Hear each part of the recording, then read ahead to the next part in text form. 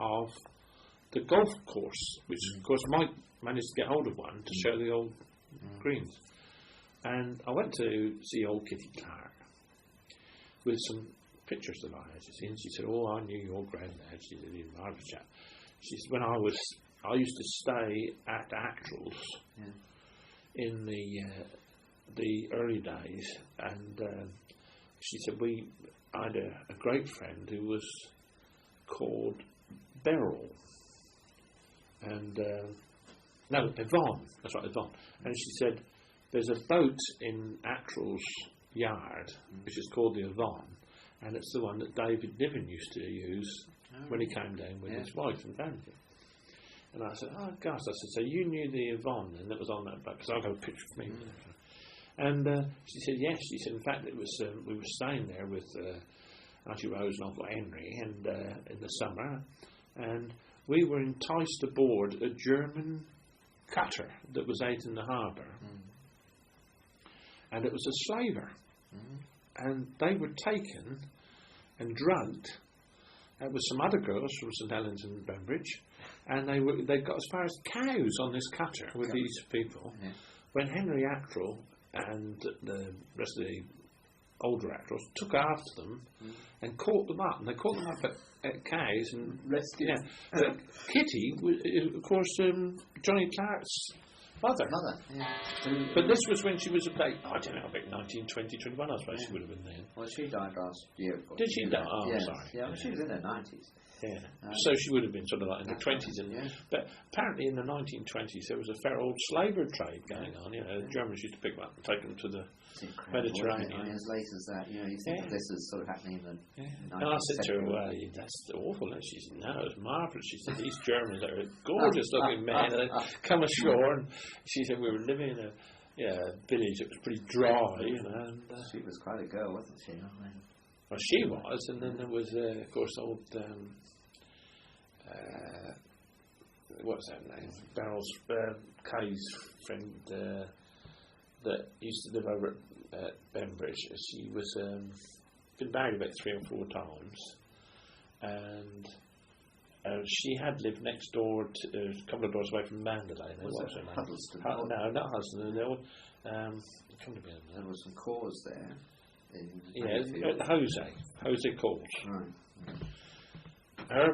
I think it was her brother was in the OSS during the war, and he was highly decorated. But Jose was a good time girl, and she married 3 times. She married a man that had estates, cocoa growing plantations in South America. He died, and then she married another chap that was equally married, and then a third one. And she lived in Bembridge in one of the cottages as you go up through, and it was named after a French ship that had been captured at was it Jeanne d'Arc? Jeanne d'Arc. Yes. And her grandfather had bought timber from the Jeanne d'Arc to make the house. And inside she had like a chair from the Admiral's cabin and different paintings on her. And she was 90 odd. Well, that house was sold 4 or 5 years ago to James Bullen.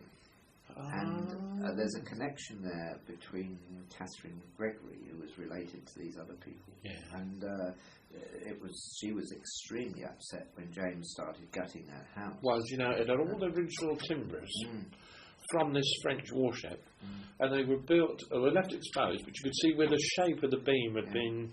Well, I think the spine of the ship either covered them up or removed it, but he modernised it extensively. And of course sold it 3 or 4 years ago for vastly inflated price. That's what he does half the time. Well, it had been in that family, you know.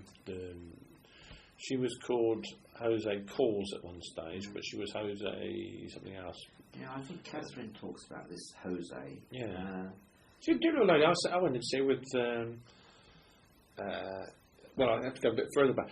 Kay, you know, Beryl's sister. Yes. Didn't like, well, she was all right with men, but she preferred ladies, you see. And Jose was her first lady friend. Nothing changes, does it? And Jose was her first lady friend. Right. And then, do you remember Jean Berryman that used to live in Guildford? house and you went to No. Jean was the one that lived at the top of Guildford Park Road in Kay's old house. And she was Kay's last lady friend, Jean Berryman.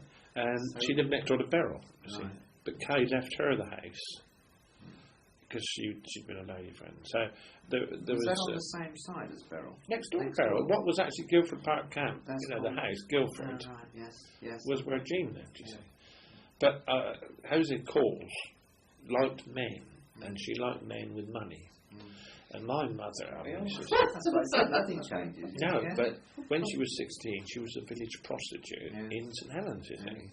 Now, there's going to be people at Beryl that would dispute that, but my mother said, because she lived at Mandalay and she knew what went on 2 doors away, she said, all these rich people that used to come down to the island, like Lord Brabazon and different ones, for the yachting and all the rest of it, and the golf, and to be, they used to use all take her away.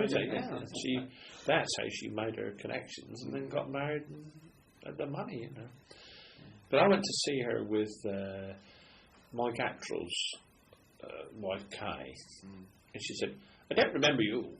I said, "Oh." She said, "I remember your brother. He was a distinguished chap." She said, "I don't remember you at all, though, but you." And because I'd gone out to dinner with her and Kay on an occasion when I was about 15 or 16. So I suppose she probably wouldn't remember. Anyway, she was sat there on a stool. Her feet were about 2 feet off the ground. And she was painting little watercolours in aid of the British Legion and the WI and all that. And then she was in her 90s then, I think. Hosey Goodall, her name was at the end. Yes, because Hosey Calls in the early. Catherine Gregory was a Miss Goodall. That's right. And her father, he sailed the 7 seas. That's right. I mean, he spent a lot of time around the South American coast. That's right. I think. So there's, it all ties in together, doesn't it? But Jose's brother was with the LSS in France, and he was highly decorated, and he was into some, major things. But he never told us all about it. He was so modest, amazing memory. Oh, people like that often are, aren't they? I mean, their light under a bushel. Yeah. Warwick said about a chap that lived up Guildford Park Road who was a hover pilot, and he was a brilliant pilot, and he did a lot of survey work out in the Middle East. And he was flying his hovercraft for one of the royal families, and he came up on this sand dune where there was a boat, and he thought they were in difficulties. He walked towards them, and they shot him. They were smugglers. And that was a friend of Beryl up in Guildford Park Road, Didn't shoot him dead. Dead, shot him dead, yeah. But you get an awful lot of little stories, different ones up through there. It's got to be, somebody's going to write them down. Well, you see, you're the sort of person that write it down. Do you know, the trouble is, you see, you get, Beryl, Uncle Stan had a relationship with a woman called Phyllis Carter. And her husband, Phyllis's husband, was the fruit merchant in Seaview. And there was a daughter born, you see. And I've got a picture of the daughter with Stan and this woman. And Beryl has always denied it, you see. When we got a suitcase of pictures from when Kay died, the first picture that fell out was Uncle Stan with his daughter and this woman, Phyllis Carter. And I said, why did you, for 10 years, tell people that I'd got it wrong and that I didn't know? She said, well, I don't want things like that bounded around the village. So, that's why you'll never get any juicy stories from Beryl. They clam up, a lot of them clam up. I mean, it's something you must expect, really. I don't know, because it's fun. Things have changed a lot in the last 10 or so years. Oh, absolutely. But I mean, years ago it was... Oh, it was dreadful. Illegitimate children. Dreadful, but I don't know. It's just, to me, it's life. I don't worry about it. But somebody said to me once, an Australian, he said, "You talk about things, Dave." He said, "But you talk about these things because you're from a family where this went on." And also, being an artist, and one of a number of artists in the band, that's acceptable to you. You've got a different aspect on life, haven't you, really? There's a lot of these people who... Well, when I joined the Rotary Club, I suddenly realised how prudish people are. You know, they don't. Well, it's all down to appearances, isn't it? You've got to keep up a certain image. But you never heard about old Gordon Attrell and made again. He said to me, just before the heart thing, he'd collapsed out on the beach, and Gordon had saved his life, and they got him in the hospital. He said he'd seen the surgeon from London, from Harley Street, and he said, I'll tell you something, that you'll never have another bit of heart trouble if you follow my advice. And Mike said, yes. He said, you eat as many oranges as you can. Fresh oranges. Get them right through the year if you can, but if you can't get them fresh, get tinned ones. So I said, is that right, Mike? He said, well, it's 15 years since he'd collapsed on the beach, you see, and he's pretty good. I bloody ate oranges for 2 years. And I went over there to see him, and I said, yeah, that was jolly good, that thing you told me, the tip of bait market. He said, what's that? I said, well, the oranges. No, he said, it wasn't oranges, it was grapefruit. And for 2 years I've been stuffing oranges. Well, but he is dear old Mike now, he's a bit of a wag, really, and you must know this, but one day I was there, and a chap came to the front door down at Harbourview, and I think he'd known old Grab, and Mike said, oh, Dave Jacobs at the back there. Hello, the chap went off. And he said, you know, that's a strange family. He said, they come from Bembridge. He said, they've all got webbed feet. The whole family's got webbed feet. Really? I said, really? He said, yeah, it's, you know, they were actually to do with the lifeboats, he said, years ago. He said, they've all got webbed feet, webbed toes. Yeah. And you know, I believed that for 10 years, and it's not true at all. Yeah. You had me going for it. I know, but that's what Mike will do to you, you know. Yeah. So if he ever tells you any stories, you've got to be a little bit. Well, I remember the last time I went down to see him, I think it was late summer, and he was sitting in the garden there was Gordon on one side, Kay in the middle, and Mike, and they were all sitting there in the sun with their hats on. Yeah. I thought, what a lovely picture, and they were obviously yarning, you know. Yeah. And I thought, well, that's lovely, you know, to see them there, really sort of quite happy, although they're all aging, obviously, and you know, they were a nice group together. Yeah. But you see, there were 4 brothers and 2 sisters, Dolly and Sis. And then Henry, he had a brother called Emmanuel, Manny they called it. And then there was old Walter, and there was all the aunts, and they all lived on that point, all of them together. Yeah, and they was all on that point. And they actually had a pub, you know, there was the ferry boat in there, you see. That's right. And they had there was a little tunnel that ran from under the pub into the Hastings doors, and that was called Attrell's Point, you know, always called Attrell's Point. And they were lucky, really, in a way, because Doug came back from the war, and he and Gordon decided that they'd like to build the ferry boat inn, which was not the old inn, but the new one, which was all, well, you remember it, we arrived. Yeah. And it was sort of, I think they were doing whitbread beers or something, you know, but it was a pretty good thing. And they, of course, I think they also did teas and things in the little place there, and they also did crab and lobster things as well. People still ask about it, you know. It was pretty marvellous, really. But they were all young enough to be able to man it themselves and make a lot of money, you see. And Mike and Gordon, all of them, they all lived there happily, and you know, I sort of imagined that it was almost paradise to have your brothers and sisters living next door to you, see. And about 4 or 5 years ago, old Mike, we'd been able to see somebody to do a roll all I got up, and Kay said, oh, I'll drop you back up into the village, David, you know. So I said, okay, and I'll catch the bus from there. And we started up from the Dover, and I said, it must have been lovely, you know, all these years living next door to, you know, different. She said, I've hated it. She said, I hate the Attrells. She said, I always hated all the in-laws and that. She said, I hated Sis, hated Gordon, hated them.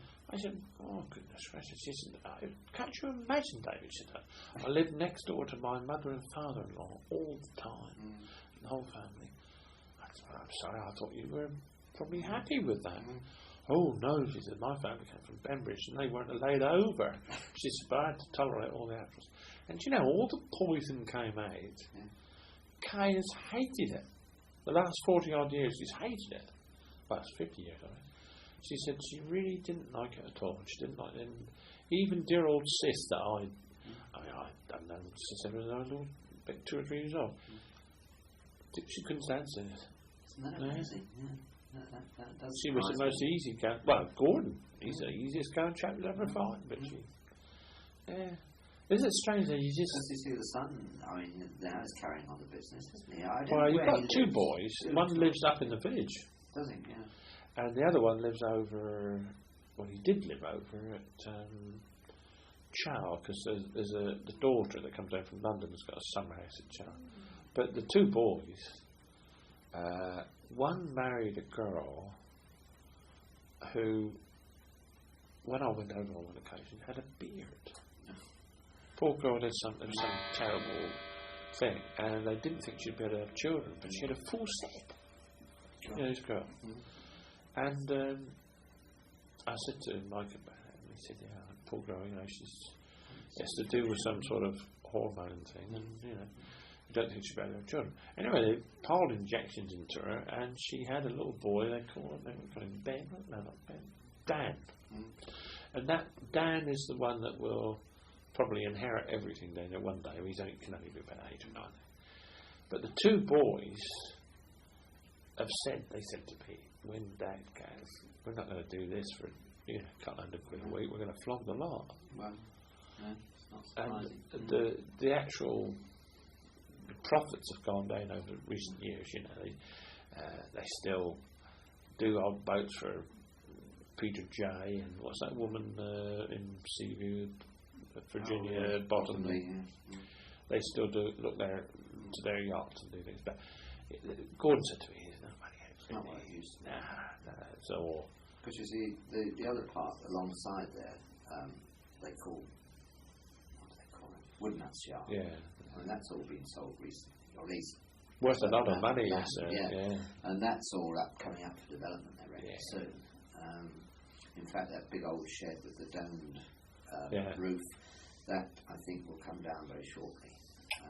And they're talking about putting another restaurant or something there. Mind you, we haven't seen planning permission yet, and we should. I don't think it's going to happen now, though, do you? I wonder. Well, I saw an article about them flooding Bembridge Harbour. Oh yes, well that's right. It's called managed retreat now. It's a policy. Well, they're doing it over here. It won't happen for 30, 40 years. Well, you say that, but you know Gosport down the bottom there. You've seen what they've done there. Yeah. They had to raise the promenade about 8 feet, and it's all these great rocks that they brought in from Norway. They're all the way along Lee Front. They've done that there. Because the water is creeping up. Oh, yeah. And see, St Helens already, the water laps the top of that wall.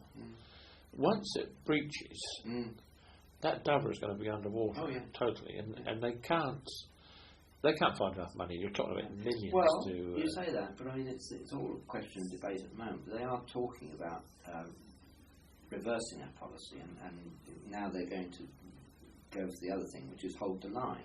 Which means they will repair any breaches, or they will, guard against any such breach, if that's agreed. But it's all in the melting pot at the moment. But there's a lot of jobs. Well, there's people that would like to see the harbour return to a natural habitat. I'm absolutely sure about that. Yeah. And English nature's one of well, the in 18, problem.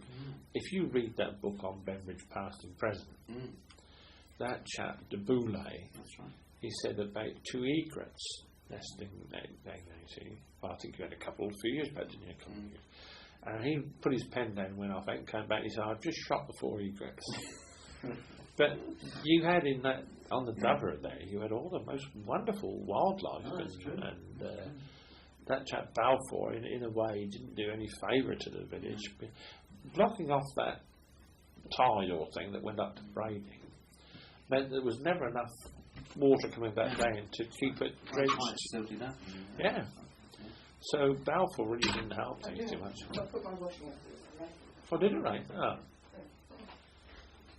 I'd quite. I mean, that would mean you'd have to compensate Atrals and anybody that's got any land down there. But I mean, where you are, you've got to have a lovely view going into instead of seeing those. Well, we shan't be around when it happens, but I think it. Well, I don't know. You say you don't that. think you'll be around, but it wouldn't take long to breach Millwall and across into the lower. The latest thing is that they're going to stop that happening. But you see, it's very much a scrappy old bit there now, though, Dennis. Brussels now, actually. I mean, yeah, but if you were walking along there, it's pretty scrappy there, you know. Yeah. And you're well enough back from it not to be bothered, but you ever walk around by the back of Hover Travel and down on there? Oh, yeah. And then over along the embankment, it's like people just dump rubbish and there's no... I don't think there's any case for saving them. You see, they don't... Nobody's interested in smartening it up or developing it, really. They'd really much rather it stayed like that. Well, you would too, really, rather than that. In any case, the latest argument is you can't have all this extra traffic. The Dover Road won't take it. I mean, that's moving all the time, and it's always going to be a problem. I think the answer really is just let nature take over. Well, that's what they're saying. That's what they're saying, exactly. And anything like... Well, they never did build on that bit by the Spithead, did they? No. Although they're still, planning on going... Well, Keith, the nephew, Ian's brother, drew up the plans for that. Did he? Yeah, they were going to pepper it with houses right over. Then they found that there's just no firm soil there. You know, it's, when they built the Spithead, they had to put lots of piles down. And of course, that was always flooded the place from that whenever. Somebody told me. Do you know I never went in there? I never got inside those doors. Well, I did, but after it was demolished, you know. That's good. Because Mike went over there to protest about it coming down. And I said, you know, Mike, you're going up. I said, but your great-grandfather was protesting about it going up. Yeah. He said, yeah, he did actually.